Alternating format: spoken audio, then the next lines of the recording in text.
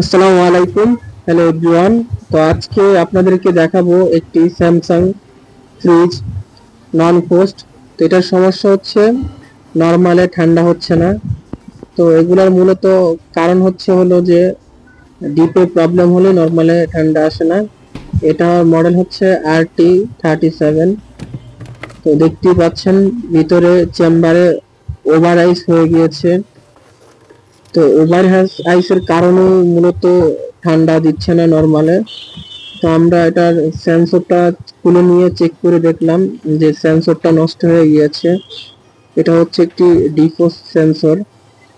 তো আমরা এখন এটা চেঞ্জ করে দিব, যেহেতু আমাদের সাথেই সেন্সর রয়েছে। তো আমরা এখন সেন্সর বের করে একটা নতুন সেন্সর লাগিয়ে দিব। আমাদের সাথেই থাকবেন।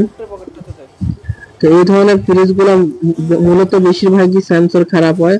সেন্সরের জন্য ওভার আইস হয়ে যায় চেম্বারে। ওভার আইস যখন হয় তখন নরমালে আর ঠান্ডা যায় না। তো নরমালে না ঠান্ডা গেলে আর নরমালে ঠান্ডা হয় না। তো এটা হচ্ছে স্যামসাং এর নতুন সেন্সর। তো এটা আমরা এখন ইনস্টল করে দিব। ইনস্টল করার পর ফ্রিজটি আগের মতো রান করবে। এবং ইনস্টল করার আগে অবশ্যই ভিতরের যেই